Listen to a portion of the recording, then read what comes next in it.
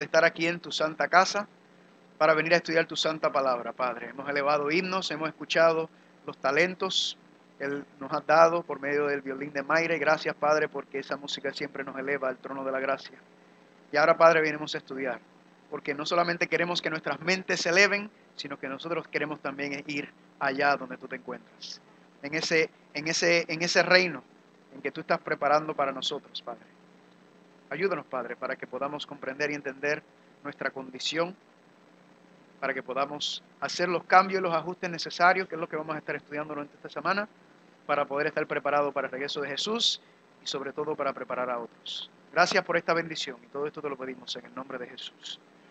Amén. ¿Cuántos dicen amén? Vayan conmigo por favor a Apocalipsis capítulo 1. Apocalipsis capítulo 1 fue donde empezamos esta mañana, empezamos nuestro estudio. Y en Apocalipsis capítulo 1, familia, hay unas escenas muy interesantes, como vimos. Y vimos en Apocalipsis capítulo 1 que Juan ve en visión a Jesucristo, ¿verdad que sí? ¿Cuántos dicen amén? Y Juan ve a visión en Jesucristo. Y es interesante notar que Juan, cuando lo ve, él ve a Jesucristo caminando entre los 7 candeleros, ¿verdad que sí? Vayan conmigo, por favor, a Apocalipsis capítulo 1, versículo 10. Apocalipsis capítulo 1, versículo 10. Vamos a repasar un poco para entonces entrar en el tema. Apocalipsis capítulo 1, versículo 10. ¿Cuántos dicen amén? Y dice ahí, yo estaba en el Espíritu en el día del Señor. Así que eso fue como, ¿verdad? Como el día de hoy, como un sábado. Y oí detrás de mí una gran voz como de trompeta que decía, yo soy, ¿qué cosa? El alfa y el omega, el primero y el... Brinquemos al versículo 12. Y me volví para ver la voz del que hablaba conmigo. Y vuelto vi, ¿qué cosa? 7 candeleros de oro. Y en medio de los 7 candeleros, ¿a quién? A uno semejante, ¿a quién? Al Hijo del Hombre. Entonces Juan en visión ve a Jesucristo entre medio de los 7 candeleros de oro. Es fascinante porque entonces podemos ubicar la localización de Jesucristo cuando Juan lo ve en visión, que está entre medio de los 7 candeleros de oro. Significa que ¿en dónde se encuentra Jesucristo? En el santuario, pero específicamente en el santuario, ¿en qué parte? En el lugar santo. ¿Cómo sabemos que está en el lugar santo? Porque en el santuario terrenal, ¿dónde estaban los 7 candeleros? En el lugar santo. ¿Están conmigo? Pero ahora no está en un santuario terrenal, sino ahora está ¿dónde? En el santuario celestial. Sigamos leyendo. Dice el versículo 17, Juan. Cuando le vi, caí como muerto a sus pies y él puso su diestra sobre mí diciéndome, no temas, yo soy ¿qué cosa? El primero y el último, ¿verdad? El alfa y el omega. El que vivo y estuve ¿qué? Muerto. Quiere decir que esta visión es que Juan está viendo a Jesucristo después de ¿qué? Después de la resurrección. ¿Están conmigo? Lo está viendo después de la resurrección en el santuario celestial. Y dice, mas he aquí que vivo por los siglos de los siglos. Amén. Y tengo las llaves de la muerte y del Hades. Escribe las cosas que has visto y las que son y las que han de ser después de estas. Versículo 20. El misterio de las 7 estrellas que has visto en mi diestra y de los 7 candeleros de oro. Las 7 estrellas son los ángeles de ¿qué cosa? De las 7 iglesias. Y los 7 candeleros que has visto son ¿qué cosa? Las 7 iglesias, ¿verdad? Así que aquí está todo representado, mostrando a Cristo caminando entre los candeleros, o sea, caminando entre medio de las iglesias, ¿verdad? Y dice 7 iglesias, y cuando Juan escribe estas cartas, Juan literalmente, familia, escribió 7 cartas literales a estas 7 iglesias literales que se encontraban en Asia, lo que hoy se conoce como Turquía. Y ahí están esas 7 iglesias, y de hecho el mismo orden en el cual están escritas era porque era la ruta postal de esos tiempos dentro de esa área de Asia. Ahora, también sabemos, como hemos hablado, que las 7 iglesias tienen una aplicación dual. ¿Y cuál es esa aplicación dual? Representan las 7 etapas históricas de la iglesia cristiana, desde la ascensión de Jesucristo hasta ¿cuándo? Hasta que regrese, ¿verdad? Hasta que regrese la primera iglesia, la iglesia de Éfesos, ¿verdad? Comenzó en el 31, que fue cuando Cristo ascendió al cielo, la iglesia apostólica, y cuando Juan muere, que es el último, de hecho él escribe el libro Apocalipsis aproximadamente en el año, después del año 90, cuando él muere entonces, la iglesia apostólica, luego entonces comienza la iglesia de la persecución, ¿verdad? La iglesia fue perseguida por el Imperio Romano, pero luego vino la tercera etapa de la iglesia, que es cuando Constantino, el emperador romano, se levanta. Y Constantino entonces, en vez de perseguir a la iglesia, ¿qué hace? Une la iglesia con el Estado, une la política y la religión, familia. Y entonces comienza una mezcla muy peligrosa, que de hecho da paso entonces para la próxima etapa, que es la iglesia cuando está ¿dónde? En Roma, pero ahora es Roma papal, ¿verdad que sí? Y lamentablemente el Roma papal surge por lo que hizo Constantino al tratar de unir ambas cosas, la cual Cristo claramente dijo, ¿qué cosa? Dale a César lo que es de César y a Dios lo que es de Dios. No me unas la iglesia y el Estado, no me unas esas cosas porque ocurren unas cosas que Dios dice que se consideran abominaciones. Y luego, familia, entonces por eso Dios levanta ¿cuál? La iglesia, la reforma. La iglesia lo dice, la reforma protestante, ¿verdad? Están protestando en contra de lo que estaba haciendo el papado y están entonces diciendo, reformando lo que había deformado. ¿Están conmigo? ¿Cuántos dicen amén? Es lindo la historia de la iglesia, familia. Y luego que la iglesia entonces pasa por las etapas de la reforma, luego la iglesia entonces pasa ¿a qué lugar? A los Estados Unidos. Y cuando pasa a los Estados Unidos, como está explicado en Apocalipsis capítulo 12, entonces ocurre la próxima etapa, que es lo que se conoce como el gran despertar, ¿verdad que sí? Dentro de las iglesias protestantes en los Estados Unidos ocurre el gran despertar, pero luego, familia, entonces vemos que la última iglesia, que es la iglesia de la Odisea, que significa la iglesia del juicio, ¿verdad que sí? Y nosotros sabemos que eso porque ya, según los estudios proféticos, que ya nosotros, los que sabemos, los que no lo saben, no se preocupen que se van a enterar pronto, es que el juicio comenzó en el año 1844. ¿Cuántos dicen amén? Si a usted le gustaría, yo le mencioné tener más información sobre esto, todo este panorama y las cosas que estamos hablando. Entonces deme su correo electrónico, por favor, en letra de molde a mí, o se lo puede dar a mi esposa y nosotros entonces les vamos a hacer llegar las notas y los estudios y todo lo demás relacionado a todos los temas proféticos, que no es el enfoque de aquí. Vamos a tocar algunas profecías, pero verdaderamente el enfoque de aquí es ¿qué? ¿Hacer un qué? ¿Quién recuerda? Hacer un análisis, hacer un examen, ¿verdad? De nuestra vida espiritual. ¿Cuántos dicen amén? Porque yo no sé ustedes familia, pero yo me quiero salvar, amén. Yo quiero vivir en la patria celestial, yo quiero vivir en las mansiones celestiales que tiene el Dios para nosotros y por eso le doy gracias a Dios porque el Señor nos da los mensajes de la palabra de Dios para que estemos analizando y evaluando si estamos caminando correctamente, si verdaderamente estamos haciendo las cosas que tenemos que hacer, porque recuerda, Él es el santo, no nosotros. Él es el que determina y establece cómo es que vamos a regresar a su presencia y por eso nos ha dado las fascinantes profecías del Apocalipsis. ¿Cuántos dicen amén por eso? Ahora, familia, ocurre otra cosa que ya vimos, que él tiene las 7 estrellas en su mano, que se representan los 7 ángeles, que están encargados de las 7, ¿qué? De las 7 iglesias. Y cuando vas a Apocalipsis capítulo 2 y capítulo 3, entonces está detallado las 7 iglesias. Ahora, vamos a ir a la última iglesia, que es el enfoque durante esta semana, Apocalipsis capítulo 3. Vamos a ir a la última iglesia porque es la iglesia en la cual nos encontramos nosotros. Es la última etapa de la iglesia, lo que se conoce como la Odisea. Apocalipsis capítulo 3, vayan conmigo por favor. Apocalipsis capítulo 3 y vamos a comenzar en el versículo 14. Aquí está la última iglesia profética, según el libro de Apocalipsis, la Odisea. Dice el versículo 14. Vamos a leer la iglesia completo y después entonces vamos a empezar a desglosar. Escribe al ángel de la iglesia de la Odisea. He aquí el amén, el testigo fiel y verdadero, el principio de la creación de Dios, dice esto. Yo conozco tus obras, que no eres ni frío ni qué, ni caliente. Ojalá fuese frío o caliente. Le hago una pregunta, ¿quién es el que está hablando aquí?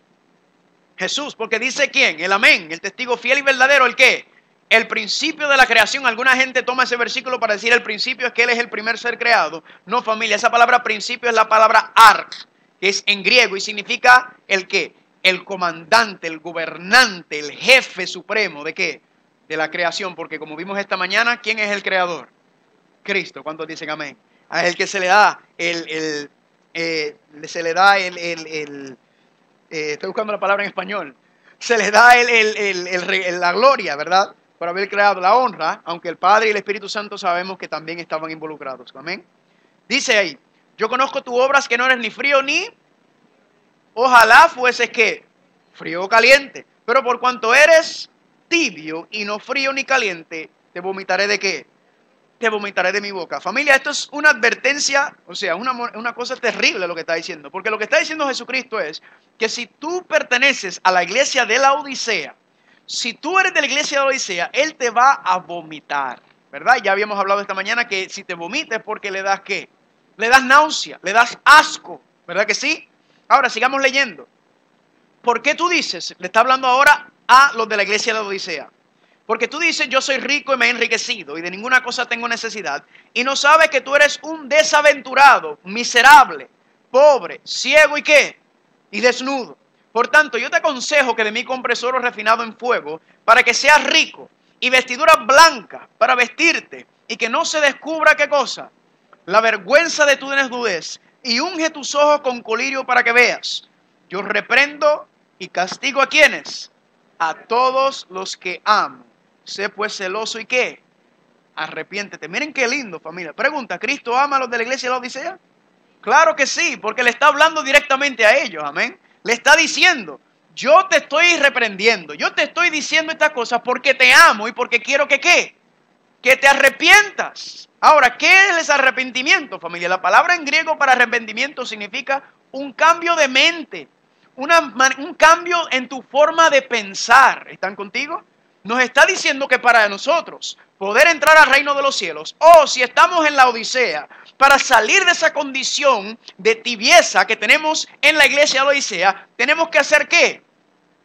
Cambiar nuestra manera de pensar.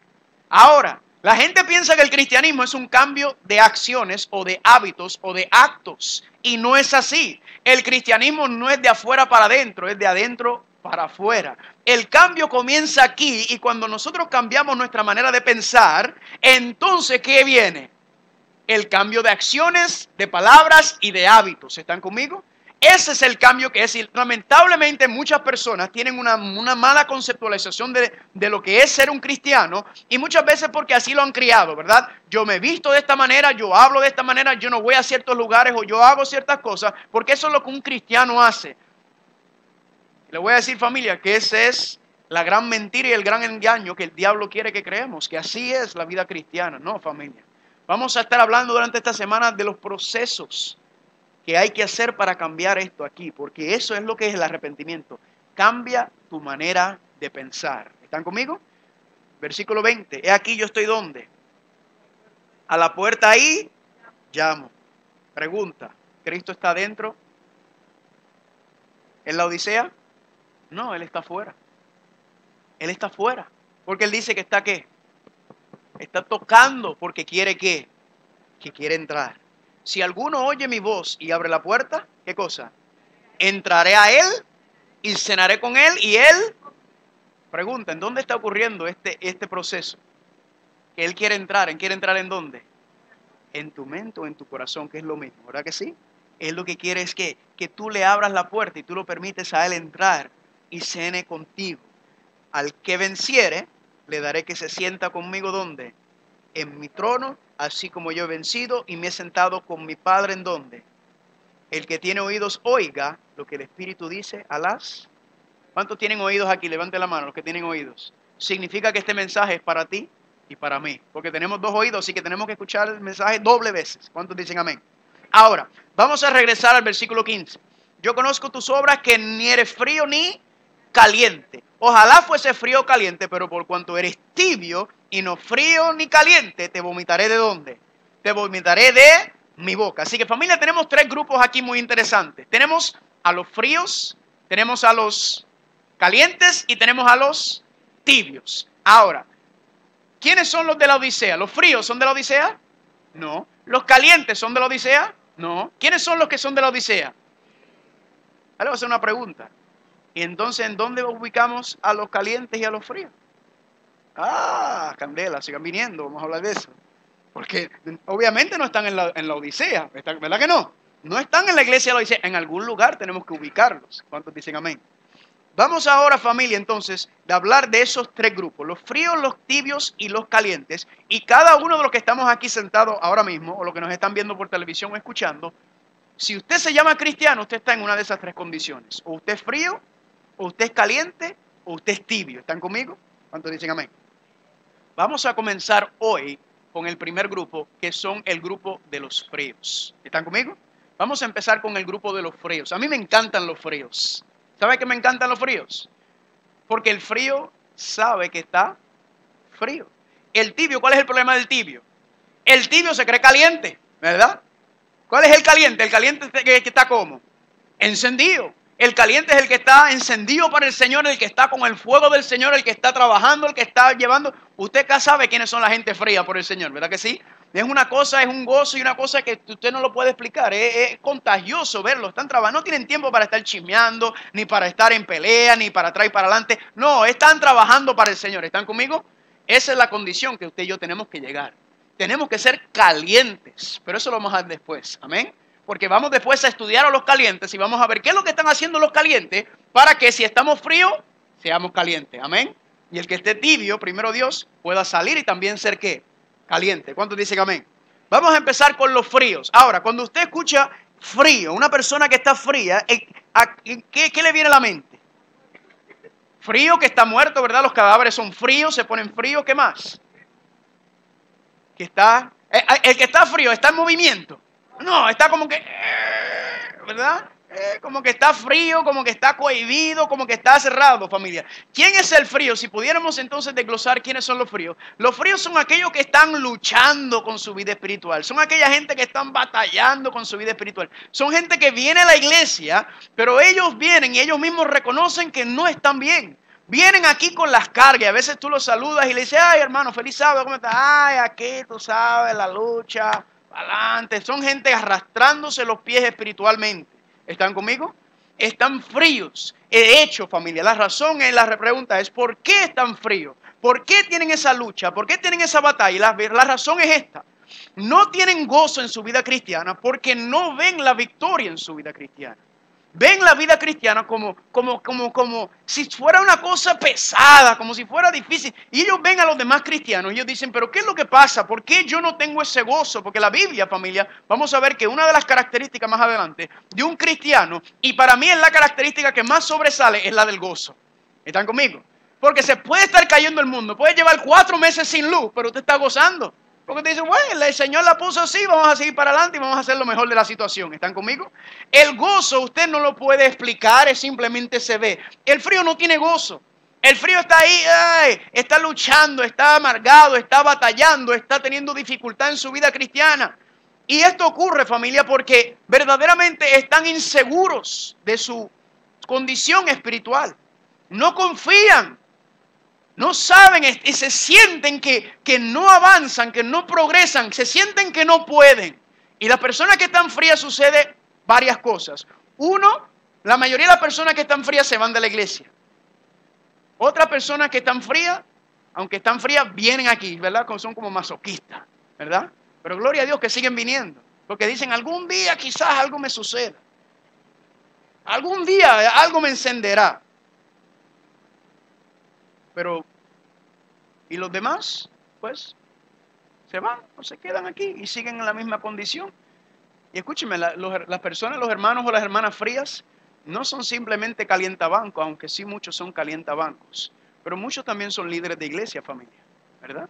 Son líderes de iglesia, llevan toda la vida en la iglesia, siguen la misma rutina. Para ellos las cosas de la iglesia es una rutina y siguen lo mismo que se les enseñó y siguen fríos. Están ahí sentados, a veces te pueden dar una cara de que están alegres, te pueden decir, ay, gloria a Dios, te cantan, pero salen por esa puerta y llegan a su casa y quitan la máscara muchas veces, ¿verdad que sí? El frío está luchando, está peleando, familia, pero el frío, familia, hay esperanza cuando dicen amén. ¿Por qué hay esperanza? Porque el frío sabe que está frío. El frío sabe. Ahora, el problema con el frío es que hay que saber dirigirlo. Hay que llevarlo, hay que mostrarle esta condición. Y en esta tarde, entonces, vamos a hablar sobre los fríos. ¿Cuántos están conmigo? Ahora, le voy a hacer una pregunta. Quiero que me conteste. Si Cristo viniera ahora mismo, si ahora mismo se abriera el cielo, el primer cielo, y viéramos a Cristo descender en las nubes, con todos los billones y billones de ángeles venir, levánteme la mano los que están seguros que se irían con Él. Levánteme la mano. Si Cristo viene ahora mismo, usted sabe que se va a ir con Él. Mira qué interesante. Solamente 2 o 3 personas, o sea, un grupo bien pequeño está seguro que si Cristo viene, se van así. ¿Y los demás? ¿Y los demás? ¿Qué pasa? Pues familia, yo quiero decirle algo. Yo también dudaba y cuestionaba de mi salvación cuando yo empecé. Yo decía, bueno, si Cristo viene, yo... Pero cuando entendí las 3 fases de la salvación, o entendí las 3 fases del ministerio de Cristo como Salvador. Aquí, familia, se resuelve y se entiende todo. Recuerda, esta mañana habíamos hablado de 4 fases. La primera fase la incluí porque quería hablar del contexto del Cordero. Vamos a hablar de las 3 fases del ministerio terrenal, del ministerio de salvación de Jesucristo sobre la tierra. El primero fue ¿cuál? Cordero. El segundo es sacerdote y el tercero es rey, ¿verdad? Estas 3 fases, es interesante notar también que aparte de que tiene estas 3 fases de cordero, sacerdote y rey, ¿verdad? Redentor, intercesor y libertador. Y es interesante notar que el santuario está dividido en ¿cuántas partes? En 3 partes el santuario está dividido. Lo que es el atrio, lo que es el lugar santo y lo que es el lugar santísimo, ¿verdad? Y entonces se asocia el atrio con el ministerio de Cristo como cordero. Pero luego entonces tenemos el lugar santo y el lugar santísimo que se asocia con el ministerio de Cristo como sacerdote. El sacerdocio de Cristo está dividido en 2 partes. Y vamos a ver más adelante exactamente a qué se está refiriendo y entendiendo eso. Y luego vamos a ver que cuando Apocalipsis dice que Cristo termina su obra en el santuario celestial, Él va a salir y va a regresar como ¿qué? Como Rey de Reyes y Señor de Señores. ¿Están conmigo? Ahora, vamos a analizar porque a la misma vez que está desglosado el santuario en 3 partes, el ministerio de Cristo en 3 partes, también la salvación tiene 3 dimensiones. Y las 3 dimensiones de la salvación son la justificación, la santificación y la glorificación. ¿Cuántos dicen amén? Eso es un poquito de teología, usted no se preocupe, pero son términos bien sencillos que vamos a ir explicando. ¿Cuáles son las tres dimensiones de la salvación? La justificación, que es el perdón, la santificación, que es la limpieza, y la glorificación, que es la renovación. ¿Están conmigo? Justificación, santificación y glorificación. Así que cuando vemos y entendemos el plan de salvación y miramos el santuario como está dividido, como vamos a estar haciendo durante esta semana, entonces vamos a entender exactamente y vamos a, yo espero cuando salgan de aquí en esta tarde, que todo el mundo, me voy a preguntar al final nuevamente, ¿cuántos si Cristo viniera se van a ir? Yo creo que la mayoría de ustedes van a levantar la mano. ¿Están conmigo? Y les voy a explicar por qué. Ahora, el problema o el dilema principal surge y la razón por la cual la mayoría de ustedes no levantaron la mano es bien sencillo. Es porque nosotros tenemos un concepto como cristianos. Yo no le estoy hablando a las personas que están afuera, le estoy hablando a la iglesia. ¿Están conmigo? Estoy hablando a las personas que están en la iglesia, a las personas que se han bautizado. ¿Cuántos están conmigo? Y la pregunta es, ¿cómo Dios trata o cómo Dios lidia con un cristiano que peca? ¿Están conmigo?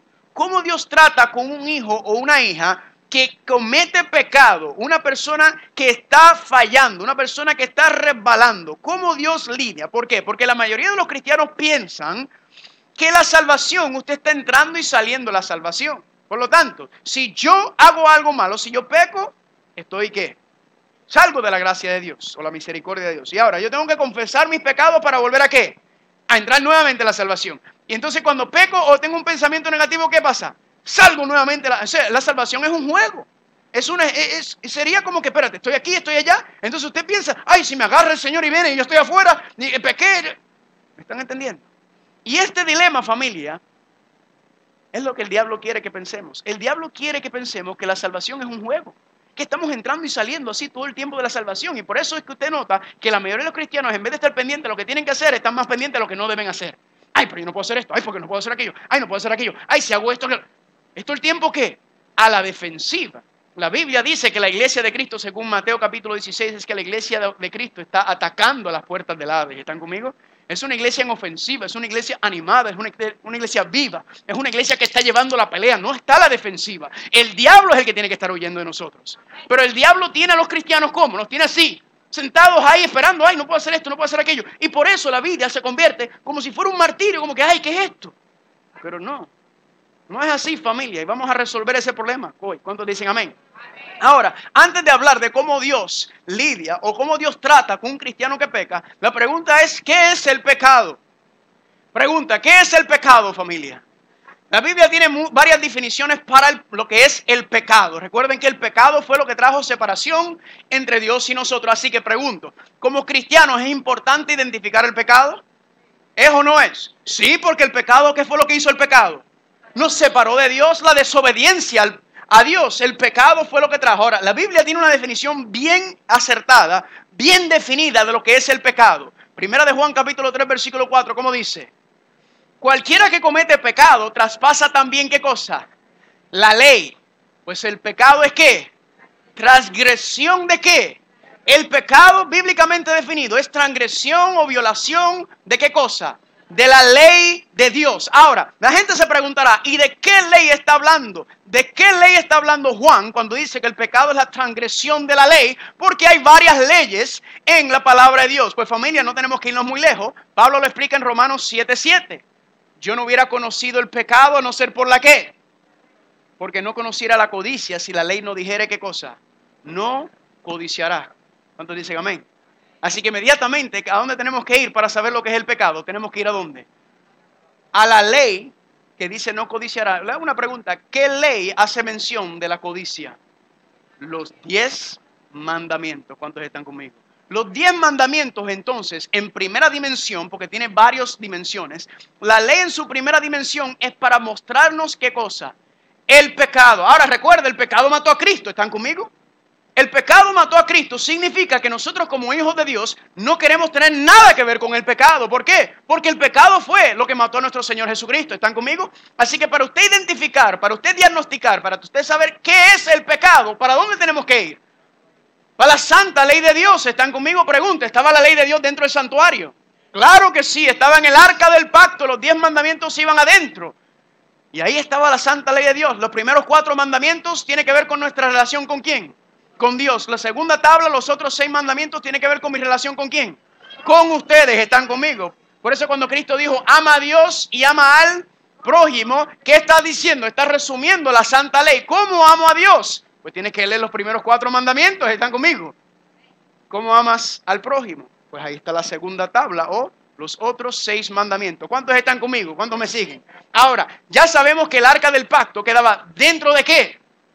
Del santuario. Y ya ustedes saben que el santuario representa ¿qué cosa? El plan de salvación. Pregunta, ¿está la ley de Dios, sus 10 mandamientos, su santa ley moral, es la ley parte del plan de salvación para el ser humano? Gloria a Dios, claro que sí. No porque yo lo digo, porque eso es lo que me enseña la Biblia, eso es lo que me enseña el santuario. ¿Están o no están conmigo?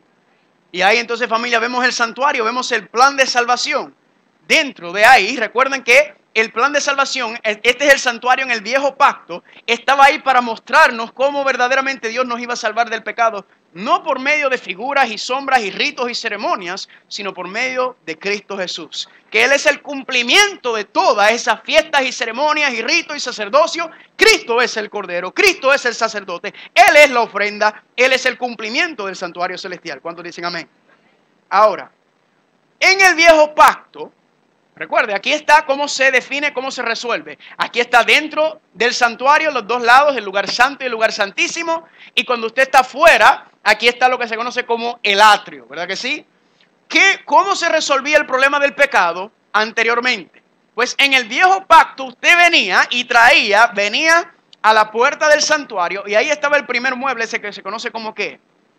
Como el altar de sacrificio. ¿Y qué hacía usted? Según la palabra dice en Levíticos capítulo 5, usted iba con su cordero, ¿verdad que representa el cordero?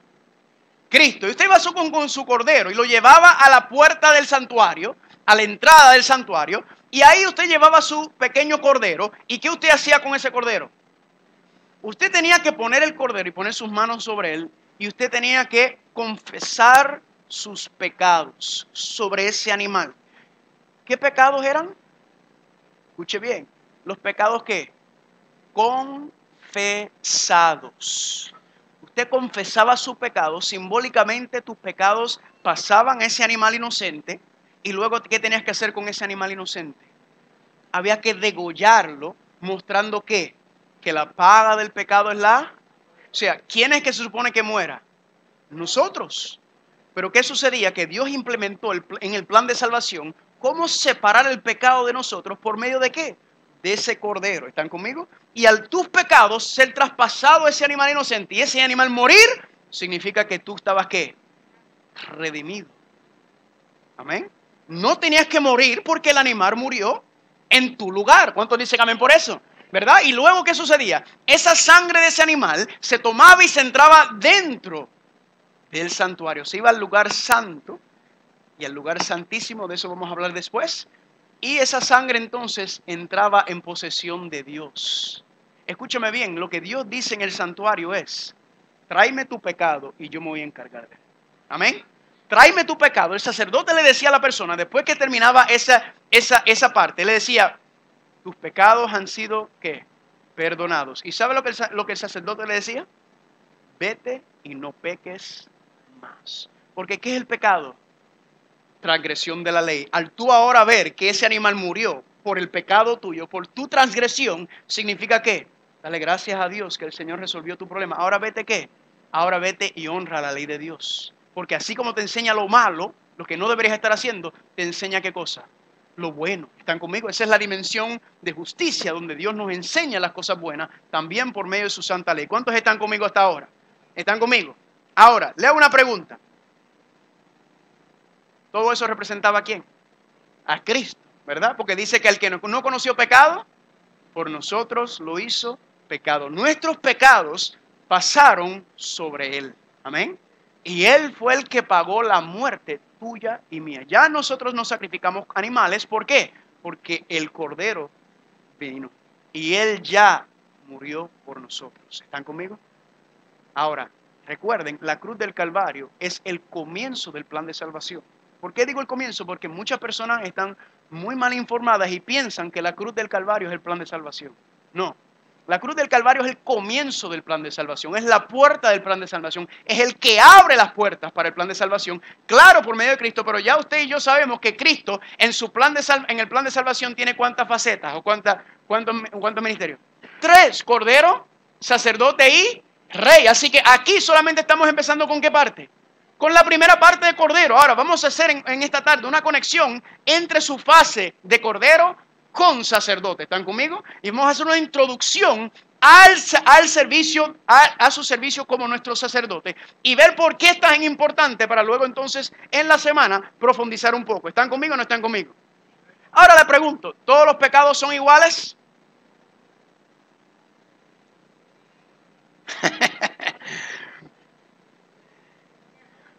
El pecado es pecado. La Biblia dice que el pecado es ¿qué? Transgresión de la ley. ¿Están conmigo? Ahora, los pecados, pecado es pecado, pero se tratan con los pecados de manera muy diferente. Dios tiene dos maneras diferentes de tratar con el pecado, por si usted no lo sabía. ¿Por qué? Porque familia, hay dos tipos de pecado. ¿Cómo? Sí, hay dos tipos de pecados. Y cuando entendamos la diferencia entre estos dos pecados, usted va a entender y va a conocer. Y yo en esta tarde, yo espero que usted se libere un poco y diga, wow, gloria a Dios, yo no tengo que andar por ahí, ay, con la pellizquita de todos lados. Vayan conmigo, por favor, a Primera de Juan. Les voy a mostrar lo que dice.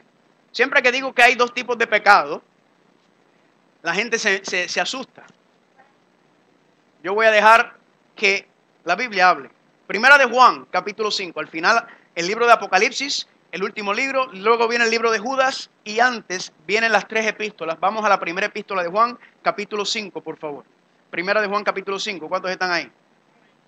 Vayan conmigo al versículo 16. Primera de Juan, capítulo 5, versículos 16 y 17. Dice así. Si alguno viera a su hermano cometer pecado que no sea de ¿qué? De muerte, pedirá. Y Dios le dará vida. Esto es para los que cometen pecado que no sea de, escuche bien, hay pecado de muerte por el cual yo os digo que no digo que se pida. Versículo 17, toda injusticia es pecado, pero hay pecado que no de muerte. Pregunta, ¿el apóstol Juan dice que hay dos tipos de pecado? Sí, ¿cuáles son? El pecado de muerte y el pecado de no muerte. Ahora, usted dirá, ¿y qué sancocho es ese? ¿Verdad? Porque la primera vez que yo vi esto, yo se lo soy sincero, yo decía, ¿cómo que hay un pecado de muerte y un pecado de no muerte? Si la Biblia dice que la paga del pecado es ¿qué cosa? La muerte. Pero aquí dice que hay un pecado de muerte y un pecado de no muerte. Y yo empecé a enredar en la cabeza. Uno a veces piensa en los 7 pecados capitales, ¿verdad? Que a veces le enseñan a uno de la infancia. Y uno piensa, ¿cómo es este asunto? Pues familia, en la búsqueda, el Señor recuerde que la Biblia es nuestra fuente para entender todo lo que Dios quiere decir. Vayan conmigo a Números capítulo 15. Voy a compartir con ustedes la explicación de lo que es un pecado de muerte y lo que es un pecado no de muerte. Está explicado en el libro de Números, en el 4.º libro de la Biblia, en el capítulo 15. Números capítulo 15. Y vayan conmigo, por favor. Vamos a empezar. Se puede leer el capítulo completo, pero no lo vamos a hacer. Vamos a empezar en el versículo 22. Números 15, 22. Quiero que veamos y entendamos este asunto. ¿Cuántos están ahí? Números 15, versículo 22 dice: cuando errares y no hicieres todos estos mandamientos que el Señor tu Dios ha dicho a Moisés, todas las cosas que el Señor os ha mandado por medio de Moisés, desde el día que el Señor lo mandó en adelante, por vuestras edades. Versículo 24. Si el pecado fue hecho, ¿por qué? Por hierro con ignorancia de la congregación, toda la congregación ofrecerá un novillo por holocausto en olor grato al Señor, con su ofrenda y su libación conforme a la ley, y un macho cabrío en expiación. O sea, había pecado de ignorancia, pero luego entonces estaban las ofrendas de comida, las ofrendas de bebida y el sacrificio. Versículo 25. Y el sacerdote hará expiación por toda la congregación de los hijos de Israel, y les será perdonado. ¿Por qué? Porque hierro es. Y ellos traerán sus ofrendas, ofrenda encendida al Señor, y sus expiaciones delante del Señor por sus hierros. Y será perdonado a toda la congregación de los hijos de Israel y al extranjero que mora entre ustedes, por cuanto es que hierro de todo el pueblo. Versículo 27. Si una persona pecare por hierro, ofrecerá una cabra de un año para expiación. Y el sacerdote hará expiación por la persona que haya pecado por hierro. Cuando pecare por hierro delante del Señor, ¿la qué? La reconciliará y le será ¿qué? Perdonado. Versículo 29. Nacido entre los hijos de Israel y el extranjero que habita entre ellos, una misma ley tendrás para que hiciere algo por hierro. Le hago una pregunta. ¿Alguien tiene una versión de Biblia diferente que no, aparte de decir hierro, que dice otra frase? Dígalo. Ok, un pecado de error, un pecado inadvertido. Vi otra mano por allá. Involuntariamente. Muy bien, familia. Eso está clarito. ¿Qué es lo que es un pecado de hierro, familia? Un pecado de hierro es un pecado sin intención. Es un pecado involuntario, como están diciendo. Es un pecado inadvertido. Es un pecado no deseado. ¿Están conmigo? No es la intención, no es el deseo de la persona pecar. Pero ¿qué pasó? Pecó. Pregunta, ¿hay sacrificio por el pecado de hierro? Sí. ¿Cuántos dicen amén? Porque ahí decía exactamente lo que usted tenía que hacer. Tenía que traer su ofrenda de comida, su ofrenda de bebida, y tenía que traer su animal para expiación. ¿Y era qué? Dos cosas: reconciliado y perdonado. ¿Cuántos están conmigo? ¿Están conmigo? Ahora vamos al otro pecado. Versículo 30. Mire cómo dice: mas la persona que hiciere algo ¿con qué? Con soberbia, así el natural como el extranjero, ultraja al Señor. Esa persona será cortada de en medio de su pueblo. Versículo 31. Por cuanto que tuvo en poco o despreció, ¿qué cosa? La palabra del Señor, menospreció sus mandamientos, enteramente será cortada esa persona. Y escuche lo que dice aquí: su iniquidad caerá sobre ella. Familia, aquí ahora está la segunda categoría de pecado, que se conoce como pecado de soberbia. Otras versiones de Biblia, ¿qué decían? De presunción. ¿Qué más? Altivez. Deliberado. Muy bien. El pecado de soberbia es un pecado deliberado. Es un pecado se conoce de mano alzada. Es un pecado de rebelión. Es un pecado, y dice bien claro, me gusta la frase en el versículo 31, por cuanto tuvo en poco, o por cuanto ¿qué? Despreció la palabra del Señor. Noten, familia, ¿cuál es la diferencia entre estos dos tipos de pecado? La actitud.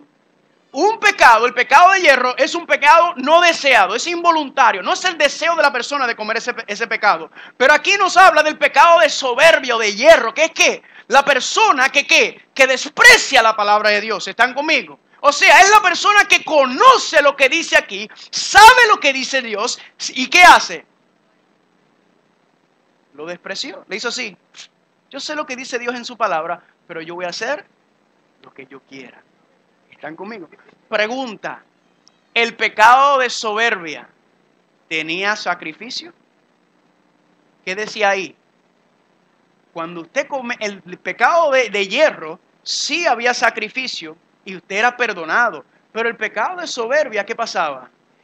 La iniquidad caía sobre esa persona. Esa persona tenía que pagar por sus propios pecados. Mientras que en el pecado de hierro, ¿quién pagaba el pecado de hierro? el cordero o el sacrificio. ¿Están o no están conmigo? ¿Cuántos dicen amén?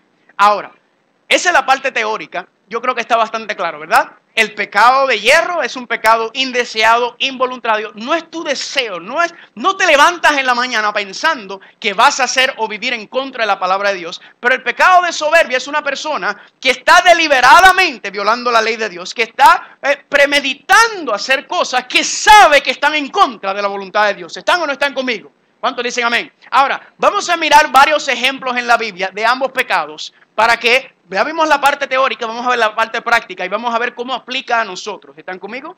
Vamos a ver varios ejemplos. Vamos a empezar primero con el pecado de soberbia o de rebelión o de mano alzada, o que es un pecado deliberado. Vayan conmigo, por favor, a 2 de Samuel.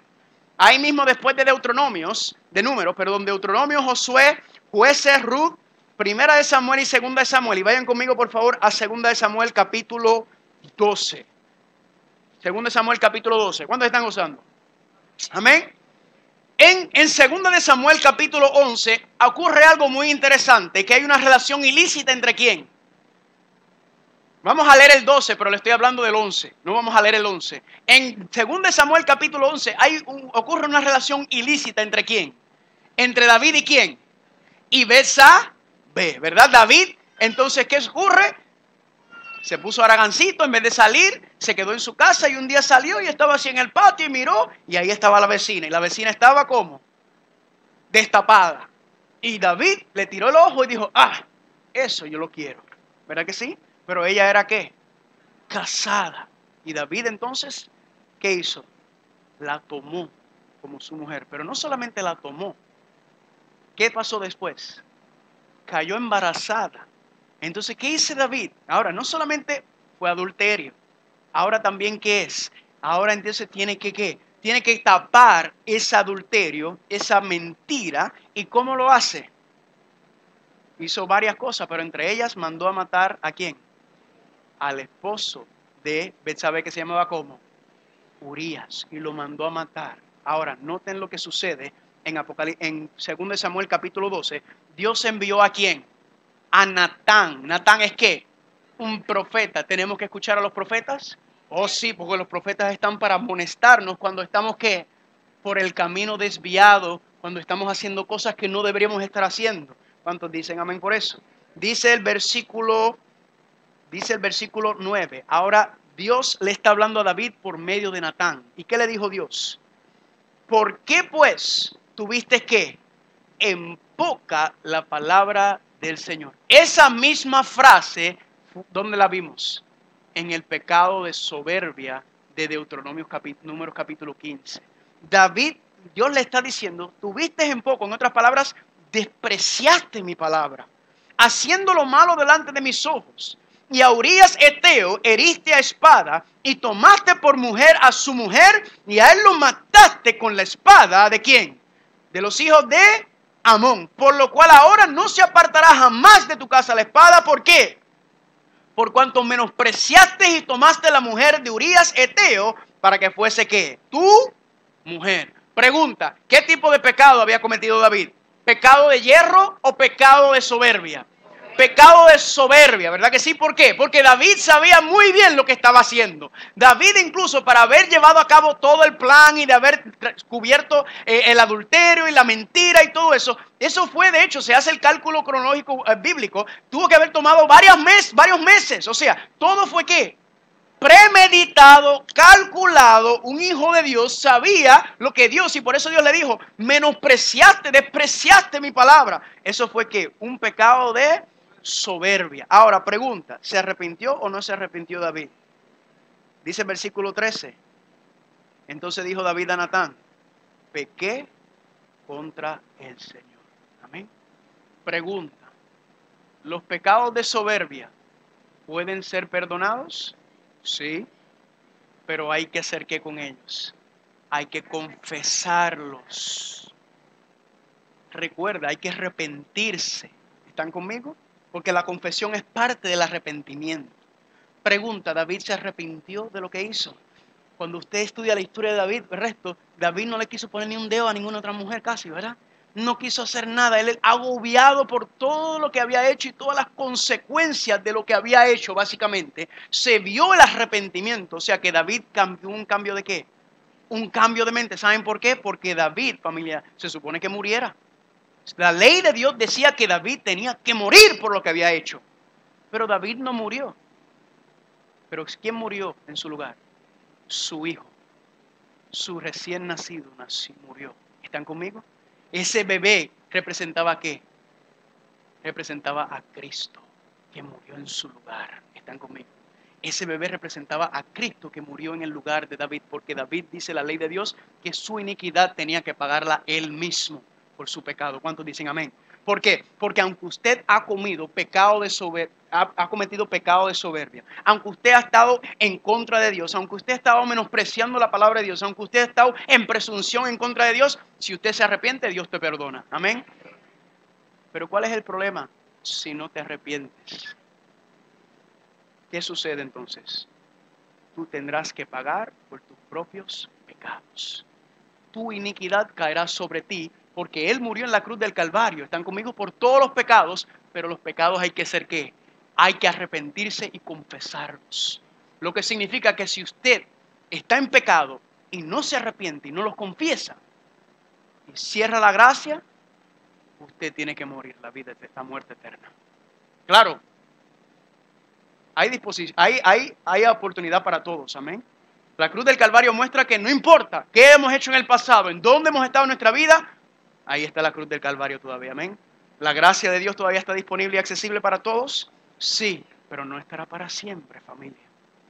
Por eso las profecías son tan importantes, porque las profecías nos enseñan que la puerta de la gracia cerrará muy pronto. Cuando Cristo termine de hacer ¿qué? Su intercesión. Mientras Él siga siendo sacerdote, hay oportunidad. Pero cuando Cristo se quite las vestiduras de sacerdote y se ponga las vestiduras de rey y señor de señores, se acabó. No hay más oportunidad. ¿Están o no están conmigo? ¿Cuántos dicen amén? Miren cómo dice Hebreos 10:26. Porque si pecáramos, ¿cómo? Voluntariamente, deliberadamente, en rebelión, después de haber recibido el conocimiento de la verdad, ya no queda más sacrificio por el pecado, sino una horrenda expectación de juicio y la furia de un fuego que ha de consumir ¿a quién? A los adversarios. ¿Están conmigo? Dios está diciendo, no, yo, el que vive en contra, el que vive en rebelión a mí, el que conoce y sabe mi palabra, yo no voy a perdonarse. Porque la paga del pecado es la muerte. Ahora, vamos a ver un ejemplo de un pecado de ignorancia, un pecado de hierro. Vayan conmigo a Romanos capítulo 7, por favor. Romanos capítulo 7. Romanos capítulo 7. Romanos capítulo 7.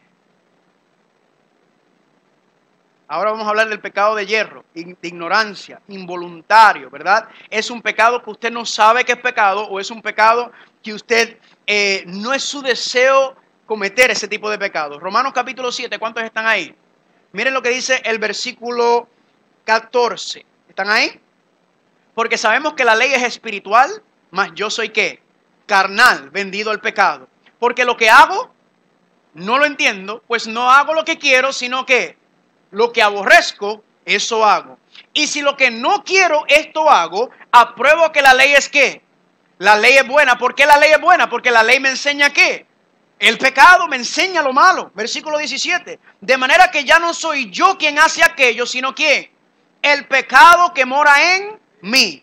Y yo sé que en mí, esto es en mi carne, o sea, en mi naturaleza, no mora el bien, porque el querer el bien está en mí. O sea, yo deseo hacer el bien, yo lo pienso, pero no ¿qué? No hacerlo, porque no hago el bien que quiero, sino el mal que no quiero, eso hago. Y si hago lo que no quiero, ya no lo hago yo, sino ¿quién lo hace? El pecado que mora en mí. ¿Están conmigo? Familia, a mí me encantan estos versículos, porque cuando yo lo leí por primera vez, y recuerda que el que está escribiendo y el que está hablando, ¿es quién? Es Pablo, el gran misionero. Y Pablo está hablando y expresando su lucha, su batalla. ¿Entre qué? Entre la carne y el espíritu. Eso es lo que trata los capítulos 7, el 8, el 9, todo eso. Trata sobre la batalla entre la carne y el espíritu. Pregunta, ¿era Pablo hijo de Dios? Claro que sí. ¿Y qué está diciendo Pablo? Oye, yo quiero hacer las cosas bien, ¿pero qué? Pero no me sale. Y el bien que quiero hacer no me sale. Y lo que no quiero hacer, porque sé que es malo, porque la ley me dice que es malo, ¿qué pasa? Lo hago. Pablo está hablando de una batalla interna, de la batalla interna que cada hijo de Dios tiene. ¿Sabe cuál es el problema con los de la Odisea o los tibios? Que no tienen ninguna batalla. Vamos a ver. El tibio, yo estoy bien. Yo soy tremendo cristiano. Pero aquí está diciendo que Pablo tiene una batalla interna. Él está reconociendo que el pecado que mora en mí, ¿cómo él identificó el pecado primero? ¿Por medio de qué? De la ley de Dios. Él dice, mira, la ley de Dios me está diciendo que esto no está bien.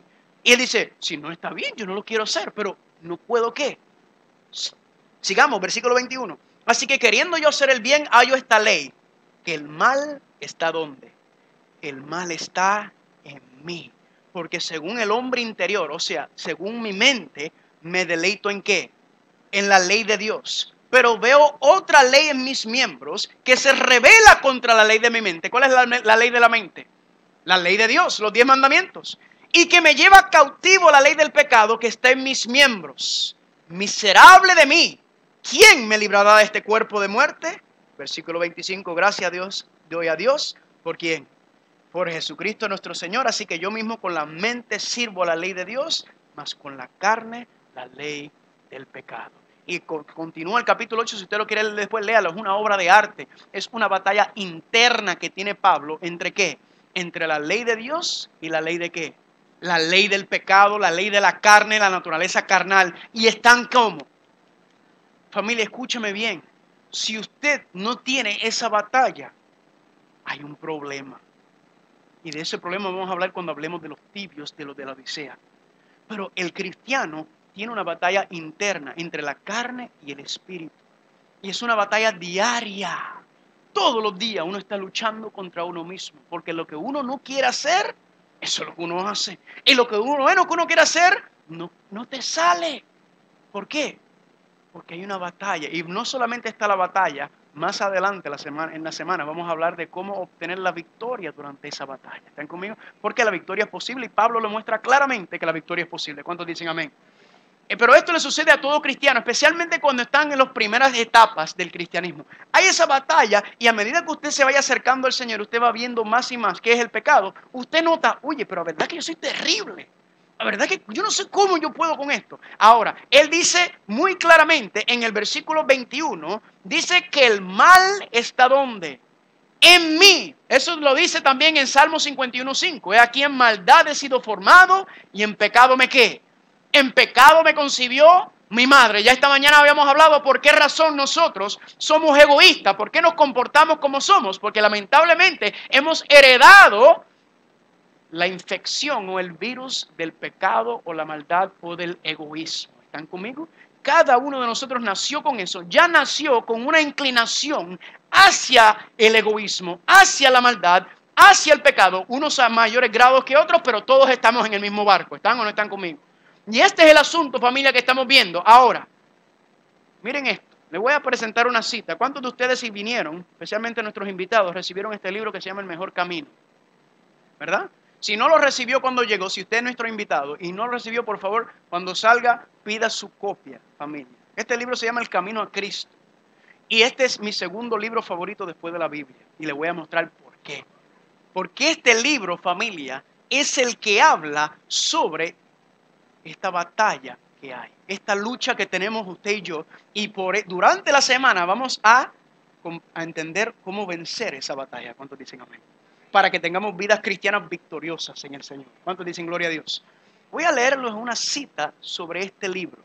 Dice El Camino a Cristo, capítulo 7, cómo lograr una magnífica renovación. Dice así: era posible para Adán, antes de la caída, conservar un carácter justo por la obediencia a la ley de Dios. Mas, ¿qué pasa? No lo hizo. En otras palabras, Adán decidió desobedecer a Dios. Y por causa de su caída, ¿qué cosa? Tenemos una naturaleza pecaminosa y no podemos hacernos justos a nosotros mismos.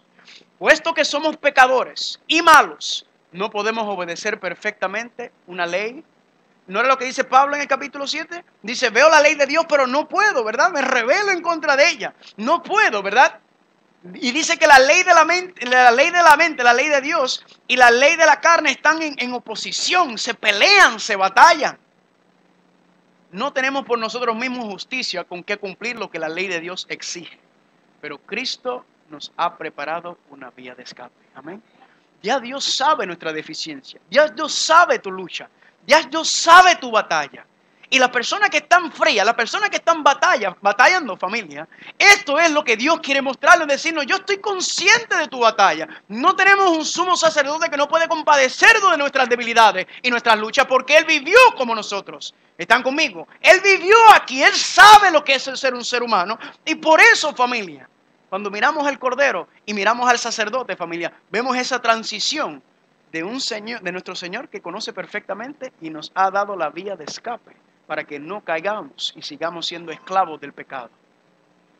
Vivió sobre la tierra en medio de pruebas y tentaciones como las que nosotros tenemos que afrontar. Sin embargo, su vida fue ¿qué? Impecable, sin mancha, sin tacha, sin pecado. En otras palabras, si Cristo no pegó, significa que Cristo no ¿qué? No transgredió ¿qué? La ley de Dios. Él la vivió perfectamente, están conmigo. Sin embargo, su vida fue impecable. Murió por nosotros y ahora ofrece quitarnos nuestros pecados y vestirnos de su justicia. Si te entregas a Él y lo aceptas como tu Salvador, por pecaminosa que haya sido tu vida, gracias a Él serás contado entre los justos. Escuche bien, familia. El carácter de Cristo reemplaza el tuyo y eres aceptado por Dios como si nunca hubieras pecado. Familia, cuando Adán y Eva pecaron, dice que ellos trataron de cubrirse con hojas de higuera representando el intento humano por tratar de cubrir su pecado. Pero Dios dijo, eso no sirve. Cristo dijo, no, si ellos mismos cuando Él llegó se escondieron porque pensaban que estaban desnudos. Él le dijo, yo los voy a vestir a ustedes. ¿Y con qué los vistió? Con piel de cordero. ¿Representando qué? Que sus pecados habían sido perdonados y dos, su pecado, su desnudez, su vergüenza había sido cubierto y tapado por la justicia de Cristo, por su perfección. ¿Están conmigo? Pregunta, ¿Adán y Eva ya habían sido infectados por el virus del pecado? Sí, ya lo tenían. Y aún así que fueron perdonados y fueron ¿qué? Cubiertos, ¿están conmigo? Por la justicia de Cristo. Lo que significa es que cuando tú te le entregas tu vida al Señor, ya Dios no te está mirando tus pecados. Dios está mirando a la perfección de Cristo en ti. No significa que los pecados no están ahí. Significa que la justicia de Cristo los cubre. ¿Están cubriendo? ¿Están conmigo? ¿Cuántos están conmigo? ¿No están conmigo? Y por eso, familia, cuando miramos el plan de salvación, miramos entonces que la primera etapa, el primer lugar en donde tú vienes, es el altar de sacrificio, es el cordero que muere y que hace ¿qué?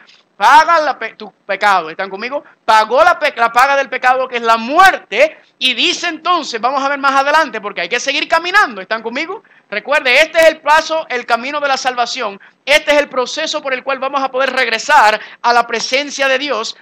Pero somos reconciliados por medio de Cristo Jesús. Vamos a verlo. Vayan conmigo a 2 de Corintios, por favor. 2 de Corintios. Estamos en Romanos. Siga ahí mismo 2 de Corintios. Capítulo 5. 2 de Corintios, capítulo 5. Amén. Vayan conmigo al versículo 17. Miren qué lindo esto. Aquí está explicado perfectamente. Dice Pablo en 2 Corintios capítulo 5, 17. De modo que si alguno está en Cristo, ¿qué cosa?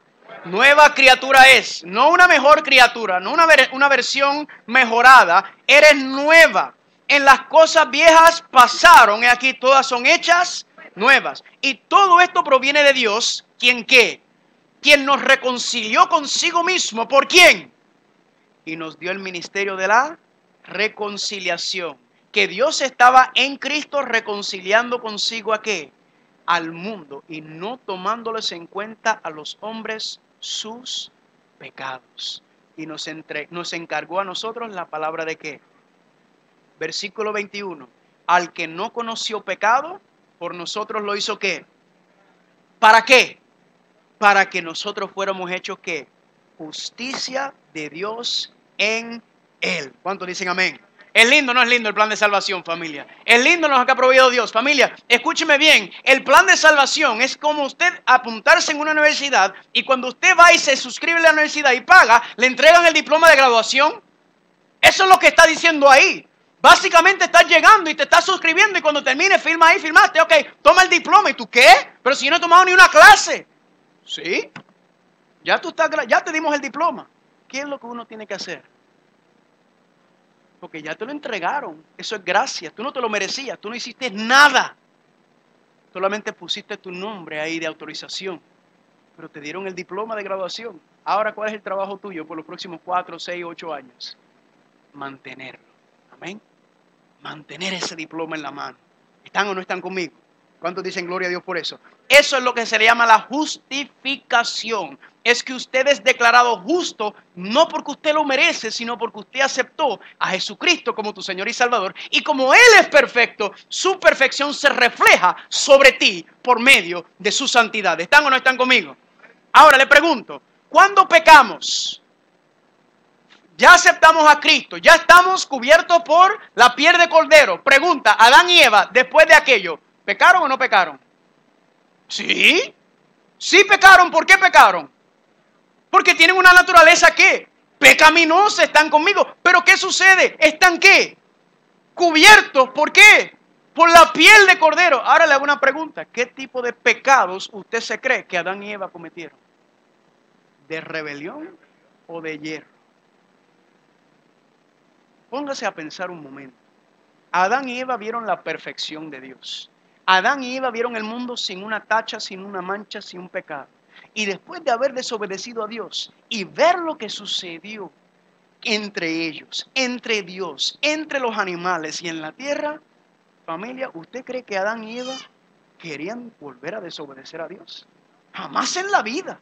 Jamás en la vida va a desobedecer a Dios después de haber visto que las consecuencias de lo que lleva el pecado. ¿Están conmigo? Pero aún así, sabemos bíblicamente que ¿qué? Pecaron, cometieron errores, pero no ¿qué? No deliberadamente, no deseando, porque ellos dicen, ya sabemos. Usted se imagina las clases de sermones que le daban a Caín y a Abel y a todos los hijos y todas las hijas. Mire, por favor, no desobedezcas a Dios, que ya nosotros hemos visto la tierra gloriosa antes de venir el pecado. Por favor, escucha a Dios, obedécelo, sigue su palabra. ¿Están o no están conmigo?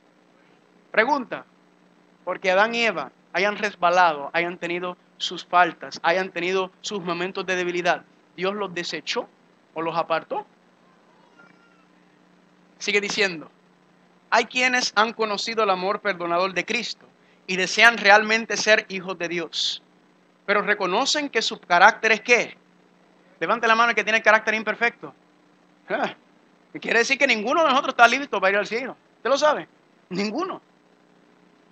Pero reconocen que su carácter es imperfecto y su vida defectuosa y tienen la tendencia a dudar en cuanto a si sus corazones han sido o no regenerados por el Espíritu Santo. Porque tenemos el concepto de que le entregué mi vida al Señor, me bauticé, ¿ahora qué? Ahora todo es perfecto. No, al revés. Ahora es que empieza la batalla. Ahora empieza la pelea. Ahora empiezan los momentos difíciles porque antes a usted no le importaba. Pero ahora de momento te tienes que mirar en el espejo con Cristo cada día por medio de su palabra. A esas personas quiero decirles que no ceden a la desesperación. Estos son quienes, los fríos. Estos son los que están desesperados, los que dicen, no encuentro, no sé cómo, no logro la victoria, no encuentro el gozo en mi vida, mira cómo estoy, no sé si el Espíritu Santo está trabajando en mi corazón porque sigo cometiendo el mismo error, y el mismo error, y el mismo error, y no paro de cometer el error, no puedo evitarlo. ¿Te has escuchado a la gente que dice, ay hermano, yo llevo 40 años luchando con el pecado? Eso no es una lucha, eso es una destrucción, porque una lucha es que hay de parte y parte. ¿Están conmigo? Esa es la persona que está aquí, está diciendo, está dudando de su salvación, está pensando. ¿Sabe cuál es el problema? Que es que se está mirando a sí mismo. No sabe que la piel de cordero te cubre. No sabe que estás en las manos de Cristo. Sigue diciendo, a menudo tenemos que postrarnos y a llorar a los pies de Jesús por causa de nuestras culpas y errores. Pero no debemos desanimarnos. Estos son los fríos. Aun si somos vencidos por el enemigo, no somos desechados, ni abandonados, ni rechazados por Dios. Qué cosa linda, familia. Amén. ¿Qué está diciendo? Usted va a tener sus problemas, usted va a tener sus luchas. Y puede que le tarde mucho más tiempo. Ciertas cosas a veces pasan rápido, otras más largas. Pero ¿qué dice? Ahí está. Cristo está ¿dónde? A la diestra de Dios. ¿Y qué? Aquí entra el sacerdocio de Cristo. Amén. En la cruz del Calvario no resuelve este problema. Este problema se resuelve en su intercesión como sacerdote. ¿Están conmigo? No te preocupes. No somos desechados, no somos abandonados, no somos rechazados por Dios. Cristo está a la diestra de Dios, que significa ¿qué? Que Él está intercediendo a favor de la raza humana. ¿Están conmigo? Y por eso cuando miramos Apocalipsis, cuando miramos la intercesión, ¿qué estamos viendo? Estamos viendo un Cristo que no ha abandonado su iglesia. Él se fue, pero Él se fue con el propósito de dejar el Espíritu Santo aquí. ¿Para qué? Para que por medio de su intercesión pudiéramos agarrar, pudiéramos tener de nuestro lado el poder del Espíritu Santo para que nos ayude a ¿qué? A vencer el pecado, a vencer la tentación, a no seguir siendo esclavos del mundo que vivimos, para que podamos ser liberados de las consecuencias de los pecados. ¿Están o no están conmigo, familia? Miren cómo lo dice aquí, familia. Porque 7 veces cae el justo, ¿y qué? Ese número 7 implica totalidad, perfección. Esta es la persona que ¿qué? Que cae. El problema no es caer. El problema es no levantarse nuevamente.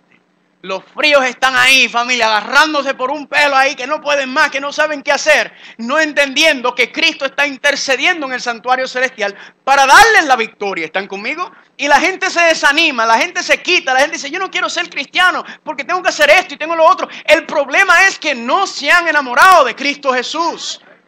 Ese es el problema. Y escúcheme bien, y lo vamos a estar hablando durante esta semana. Si usted no se enamora de Jesucristo, usted no se puede salvar. Si no nos enamoramos de Jesús, no vamos a querer ir al reino de los cielos. Tenemos que enamorarnos de Él, porque tenemos que amarlo tanto y tanto y tanto más que todas las cosas de este mundo. Porque si no, vamos a elegir el mundo por encima de Él. Y si tú eliges el mundo por encima de Él, Dios te dará los deseos de tu corazón. ¿Están conmigo? Y de eso vamos a hablar más adelante. Me estoy adelantando. Pero ¿cuántos están conmigo? Miren lo que dice Salmo 37, 24. Cuando cayere, porque vas a caer, no quedarás postrado, porque el Señor sostiene con su mano. Amén. Familia, vamos a tener caídas. Y dice, como dice, 7 veces. Eso quiere decir que vas a seguir y seguir. Pero ahí está Cristo siempre. Yo asemejo esto a un niño o una niña que están aprendiendo a caminar, ¿verdad que sí? Cuando los niños están caminando, ¿verdad? Usted lo agarra por la manita y primero están así, ¿verdad? Y tienen las patitas de espagueti, lo han visto, ¿verdad? Y están ahí, y tú ahí, dale papi. Entonces tú ves cuando se pone, lo suelta, y cuando lo suelta, ¿qué? Y se cae. Pregunta, ¿qué usted hace? Ay, qué bruto, déjalo ahí en el piso, se no va para ningún lado. Aprende a caminar solo, vámonos, déjalo ahí. ¿Eso es lo que usted hace? No. ¿Qué usted hace? Papi, vamos, estoy aquí contigo. Llora, eso no es nada. Ya, vamos, sigue otra vez. Usted vuelve. ¿Amén? Ese es el Dios a quien yo le sirvo, familia. Ese es Dios. No es uno. El concepto que el diablo quiere que usted crea es que cuando usted comete un pecado, cuando comete un error, Dios te hace ¿qué? Vete para allá, vas a seguir con lo mismo. ¿Qué? Así somos nosotros. Dios no es así con nosotros. ¿Están conmigo? Ese no es el Dios a quien yo le sirvo. Dios dice, caíste, está bien, vamos, arrepiéntate, confiésate y vamos a seguir para adelante en la lucha. ¿Están conmigo? Porque es parte del proceso para usted volver y seguir caminando y seguir batallando. ¿Están o no están conmigo? Mira lo que dice Filipenses 3, 12 al 14. No que lo haya alcanzado ya, ni que ya sea perfecto, sino que ¿qué? Prosigo, dice Pablo, a fin de poder alcanzar aquello para la cual también fui alcanzado por ¿quién? El mismo Pablo que escribió Romanos, que dijo que tenía esa batalla, que dice, yo sigo para adelante. Yo sigo para adelante. Yo no lo he alcanzado, pero estoy caminando para allá. Estoy en el camino. Estoy firme. Estoy para allá. Dice, hermanos, yo mismo no pretendo haberlo ya alcanzado, pero una cosa hago, olvidándome ciertamente lo que quedó atrás, y extendiéndome a lo que está adelante, prosigo a la meta, al premio del supremo llamamiento de Dios. ¿En quién? En Cristo Jesús. ¿Cuántos dicen amén? Eso es lo que estamos hablando, familia. Estamos hablando de la batalla del cristiano. La batalla del cristiano es, usted no se siga dando por la cabeza, no, significa que si usted no está logrando obtener la victoria sobre ese pecado o ese hábito, significa que usted tiene que acercarse más a Cristo. Eso es lo que significa, ¿están conmigo? Porque Él es el que nos da las herramientas, el conocimiento, ¿para qué? Para que podamos primero identificar el pecado y luego podamos entonces, ¿qué? Ser estratégicos, tener métodos para apartarnos de ese pecado. El problema es que estás haciendo lo mismo, esperando resultados diferentes, ¿verdad? Dios te dice, no, yo te quiero dar las herramientas. Para eso está la iglesia, para ayudarnos, para trabajar juntos, para fortalecernos, para que no sigamos siendo esclavos del pecado, para que podamos obtener la victoria. ¿Están conmigo? ¿Y qué es lo que pasa? Que el enemigo quiere que tú te sigas fijando en ti. Porque si tú te fijas en ti, ¿qué va a pasar? Te vas a desanimar, te vas a quitar, porque dices que yo... ¿Qué es lo que dice la persona cuando sigue cayendo? ¡Ay, es que yo no puedo! Sigo haciendo lo mismo. Es que no tienes que estar mirándote a ti. Eso es lo que el diablo quiere, que te fijes en ti. El diablo quiere que te mires en ti y tú creas que es tu responsabilidad. Recuerda, usted no puede contra el pecado. Es tu naturaleza. Y aquí está explicado perfectamente también. Capítulo 8, el secreto del crecimiento. Cuando pensamos mucho en nosotros mismos, nos alejamos de ¿quién? Fuente de la fortaleza y de la vida. Por esto Satanás se esfuerza constantemente por mantener nuestra atención apartada del Salvador e impedir así la unión y ¿qué? Y comunión del alma con Cristo. ¿Cuál es el plan del diablo? Vamos a ver. El plan del diablo es apartarte lo más que pueda de Cristo. Porque el diablo sabe que si yo te mantengo apartado de Cristo, aunque estés en la iglesia, aunque sea pastor, aunque sea anciano, aunque sea director, aunque sea maestro de escuela sabática, no importa. Si yo logro separarte, desconectarte de Cristo, tú eres mío. Eso es lo que dice el diablo. Valiéndose de los placeres del mundo, los trabajos, las perplejidades y tristezas de la vida, así como nuestras propias faltas e imperfecciones o de las ajenas, procura desviar nuestra atención. ¿De quién? De Cristo. No nos dejemos engañar por sus maquinaciones. En la semana vamos a hablar de estas maquinaciones y las cosas que el diablo está haciendo para mantenerte alejado de Cristo, porque Él sabe que la victoria está en Jesucristo. Eso es lo que Él quiere. No le importa que Él no le importa que vengamos a la iglesia, no le importa que yo venga y predique, a Él no le importa que yo vaya, a Él no le importa nada de eso. Eso no le importa, porque Él sabe que nada de eso salva. Él lo que no quiere es que tú tengas una conexión íntima diaria con Jesucristo. Porque Él sabe que esa es la conexión que lo desconecta a Él. Con demasiada frecuencia logra que muchos, realmente concienzudos y deseosos de vivir por Dios, para Dios, se concentren en sus propios defectos y debilidades. Al separarlos así de Cristo, espera obtener ¿qué? La victoria. Él lo sabe que cuando te separa de Cristo. No debemos hacer de nuestro yo el centro de nuestros pensamientos, ni alimentar ansiedad ni temor acerca de si seremos salvos o no. Todo esto desvía el alma de la fuente de nuestra fortaleza. Encomendad vuestra alma al cuidado de Dios y hacer ¿qué? Confiad en Él. O sea, deja de estar mirándote a ti, de tus deficiencias, de tus faltas y ponte a mirar a Cristo. Ponte a contemplarlo a Él. Ponte a verlo a Él en su gloria. Y Dios entonces va a hacer esa obra en ti. El último. Cuando Cristo se hizo humano, se unió a sí mismo a la humanidad con un lazo de amor que ningún poder es capaz de romper. Familia, la humanidad de Cristo es un vínculo tan y tan estrecho como es la unidad entre una madre y su hijo o su hija. Y aún los vínculos humanos aquí, ¿verdad? Pero ese vínculo es inseparable, salvo que, familia, la salvación y la perdición es una decisión. Es una decisión. Usted tiene que decidir si usted quiere estar con el Señor o no. Por eso, esa es la diferencia entre los pecados, ¿verdad que sí? De usted querer seguir viviendo de acuerdo a su palabra o menospreciarlo y decir, yo sé lo que dice Dios aquí, yo sé lo que está aquí escrito, pero yo no, yo quiero hacer lo que yo quiera. ¿Están conmigo? Esa es la diferencia, es una decisión. Satanás constantemente nos presenta engaños y seducciones para persuadirnos a romper ese lazo, a que decidamos que necesitamos velar, luchar y orar para que nadie pueda inducirnos a elegir a otro maestro, ya que siempre tenemos la libertad de hacerlo.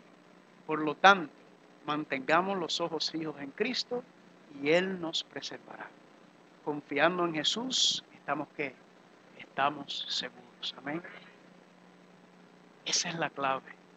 No es la debilidad humana, son las flaquezas, no es la derrota tras derrota. Ese no es el problema. El problema es que tenemos que decidir seguir aferrados a Él. Porque cuando venga el problema, ustedes conocen este versículo muy bien, Isaías 41:10, como dice: no temas, que yo estoy contigo. No desmayes, porque yo soy tu Dios. Yo te doy fuerzas, yo siempre te ayudaré. Yo te sostengo ¿con quién? ¿Y quién está a la diestra de la justicia del Padre? ¿Haciendo qué?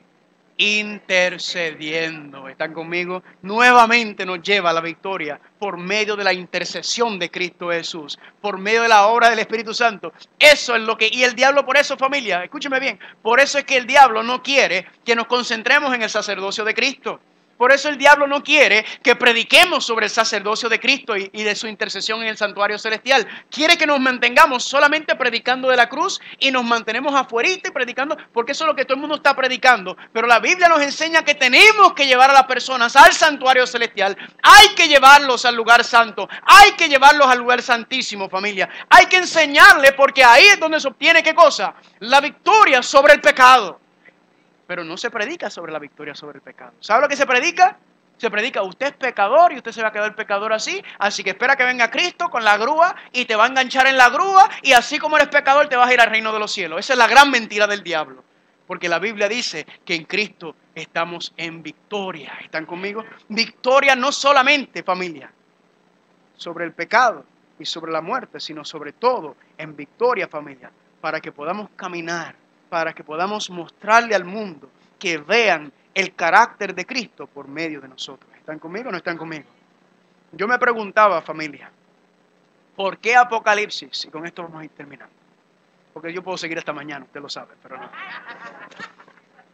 Yo estoy calentando, de verdad. No me cuquen. Yo me preguntaba por qué el Apocalipsis 1 empieza hablando de Jesucristo en el lugar santo. ¿Por qué no habla de Cristo en la cruz del Calvario? ¿Por qué no habla de Cristo en el lugar santísimo? ¿Por qué no se enfoca en Cristo viniendo en gloria y en poder en Apocalipsis capítulo 1? ¿Por qué se enfoca en Cristo en Apocalipsis capítulo 1 en el lugar santo entre medio de los candeleros? Y encontré la respuesta. ¿Dónde la encontré? En el Hechos de los Apóstoles capítulo 57. Miren esto. Se habla de Cristo como caminando en medio de los candeleros de oro. Así se simboliza su relación con las iglesias. Está en constante comunicación con su pueblo. Conoce su real condición. Observa su orden, su piedad, su devoción. Aunque es el sumo sacerdote y mediador en el santuario celestial, se le representa como caminando de aquí para allá en medio de sus iglesias en la tierra. Mire qué lindo. Con incansable desvelo y constante vigilancia, observa para ver si la luz de alguno de sus centinelas arde débilmente o si se apaga. Si el candelero fuera dejado al mero cuidado humano, que es lo que estamos hablando en el camino a Cristo, la vacilante llama se iría apagando y moriría.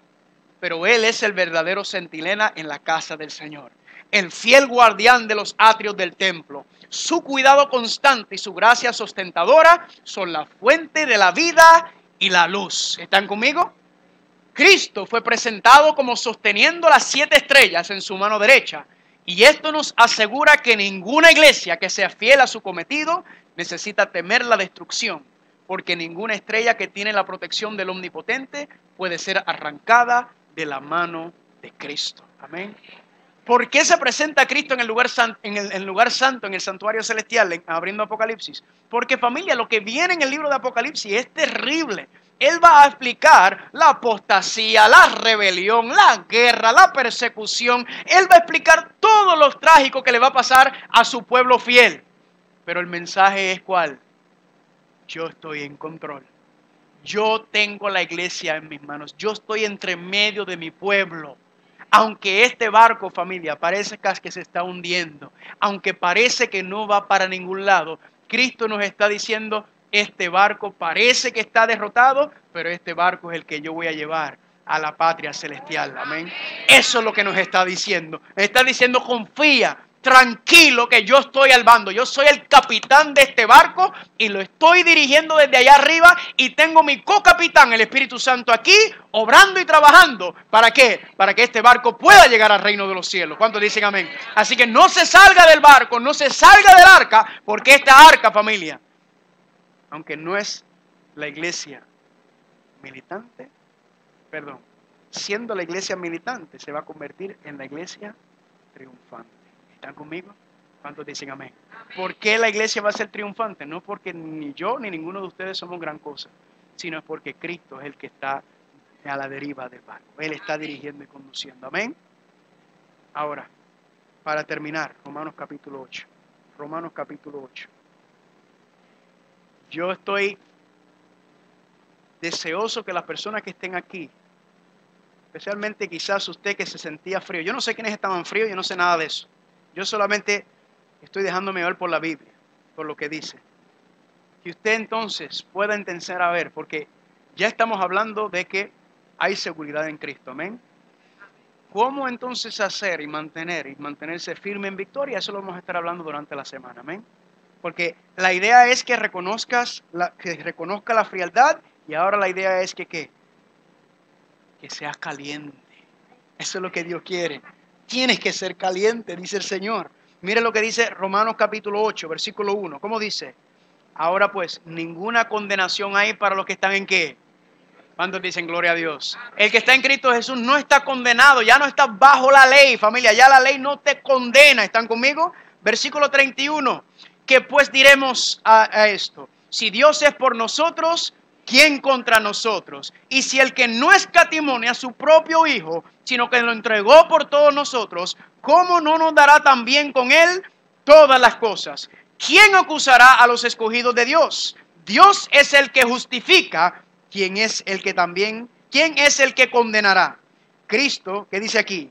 Es el que murió, más aún el que también ¿qué? El que además está ¿dónde? A la diestra de Dios, ¿haciendo qué? Intercediendo por nosotros. ¿Quién nos separará del amor de Cristo? Tribulación, angustia, persecución, o hambre, o desnudez, o peligro, o espada. Versículo 37, escúcheme bien. Antes que todas estas cosas somos ¿qué? Más que vencedores. Usted no es vencedor o vencedor en Cristo. Dice aquí que los que están en Cristo son más que vencedores. ¿Cuántos dicen amén? Más que vencedores por medio de aquel que nos amó.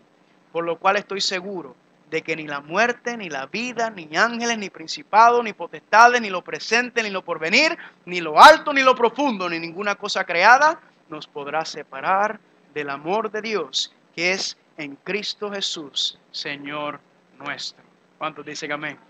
Familia, la única razón por la cual las personas no estarán viviendo en la patria celestial no es porque Dios no tiene poder para arrancarte de las manos y de las garras del enemigo. Es porque tú has tomado la decisión de no querer estar con Él y caminar en victoria. Amén. Esa salvación comienza ¿en dónde? En la cruz del Calvario. ¿Cuántos dicen amén? Ahí Cristo venció el pecado, ahí Cristo venció la muerte y luego entonces ¿qué hace? Asciende al santuario celestial. ¿Para qué? Para empezar a interceder para que tú y yo podamos empezar a caminar como Él caminó. Amén. Para que podamos nosotros vivir no en la carne, sino comenzar a vivir ¿en qué? En el Espíritu y ver el poder del Espíritu Santo que nos da mucho más abundante de lo que pedimos y entendemos. ¿Están conmigo? Durante esta semana, familia, yo voy a seguir compartiendo con ustedes los pasos que podemos dar para tener vidas cristianas victoriosas, poderosas, gozosas y sobre todo trabajadoras para nuestro Señor Jesucristo. ¿Cuántos dicen amén? Pregunten esta tarde. ¿Hay alguien? Le voy a hacer la pregunta antes de terminar. Voy a preguntar ahora. Ya sabe,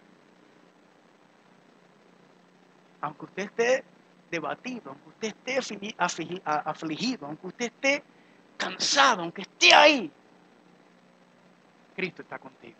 Amén. Pero usted tiene que estar con Él.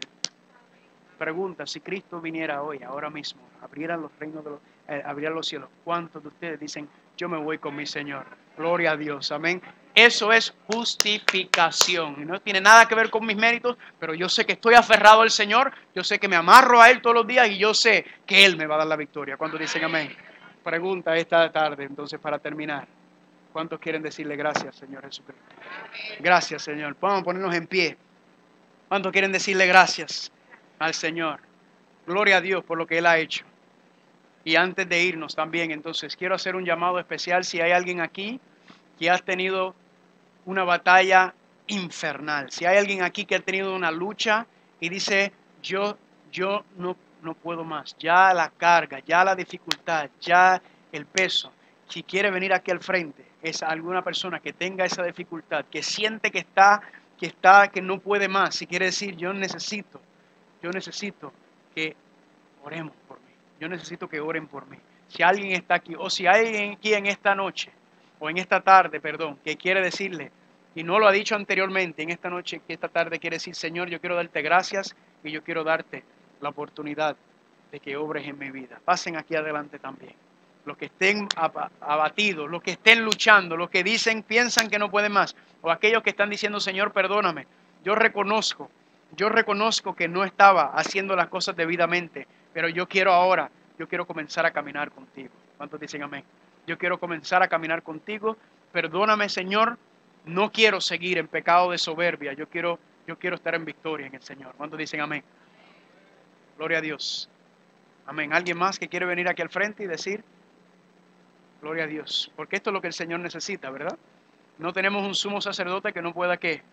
Que no pueda compadecerse con nosotros. Él sabe las luchas, Él sabe las batallas. Familia, para eso es la iglesia, familia. Esto es para esto. Somos una familia. Y se supone que juntos batallemos, juntos estemos peleando las batallas, porque a veces la carga es mucho, pero si nos ayudamos y trabajamos juntos, familia, la carga es más liviana. ¿Por qué? Porque esa carga la tiene Cristo. Y por eso Él dice, tráeme tu carga y yo me voy a encargar y yo te tomo. Toma la mía. Es livianita. ¿Están conmigo? ¿Cuántos dicen amén? Amén. Vamos a orar. Padre Santo, Padre Gloria, te damos gracias porque quizás entre nosotros, Padre, hay algún hermano o una hermana que estaba frío, que estaba arrastrando sus pies, que estaba sin gozo, sin deleite, que no veía la victoria en su vida. Y el problema, como estamos viendo hoy, Padre, es que se estaba mirando a sí mismo, que estaba pendiente a sus propios méritos, a su propia justicia. Pero ya vimos, Padre, que es que si miramos a lo humano, estamos derrotados. Pero mirándote a ti, mirando a Cristo en victoria, ahí estamos seguros. Así que, Padre, que podamos vivir vidas gozosas, sabiendo que sí estamos cayendo, estamos cometiendo errores, y muchas veces seguimos en la misma rutina y no logramos salir de ella. Padre, durante esta semana, tu palabra nos va a enseñar cómo obtener la victoria. Para que pasemos de esa condición de ser fríos y podamos ser calientes en Cristo Jesús. Podamos entonces vivir vidas victoriosas y podamos salir a llevar este evangelio porque nuestro Rey está pronto por venir.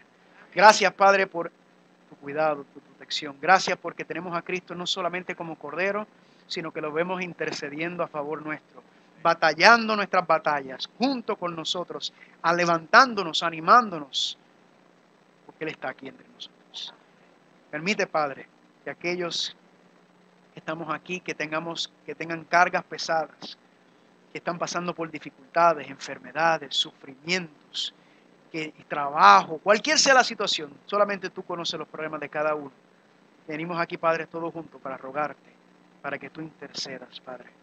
Que tú entres en nuestras vidas, que nos enseñes la solución, que nos ayude a que tengamos más fe, que nos aferremos más a tu palabra, al estudio, a la oración, Padre. Y que busquemos primeramente el reino de Dios y tu justicia. Porque ya tú nos has dicho que todas las demás cosas se nos darán por añadidura. Fortalécenos, Padre. Tráenos de regreso el lunes. Porque el enemigo sabe que durante esta semana vamos a estudiar, no meramente a identificar el problema, sino que vamos a solucionar el problema de estas vidas que están frías, de estas vidas sin gozo. Y desde el lunes, Padre, vamos a empezar a entrar entonces en la temática del tibio de la Odisea. El enemigo no quiere que lo estudiemos, porque el enemigo sabe quiénes son los que son tibios. Sabe quiénes son los que están fríos, pero sabes que tú puedes hacernos a todos calientes. Amén. Gracias, Padre, por esta bendición. Dirígenos y llévanos con cuidado y te lo pedimos en el nombre de Jesús. Abraza al que está a su lado, dígale, yo quiero verte en la patria celestial.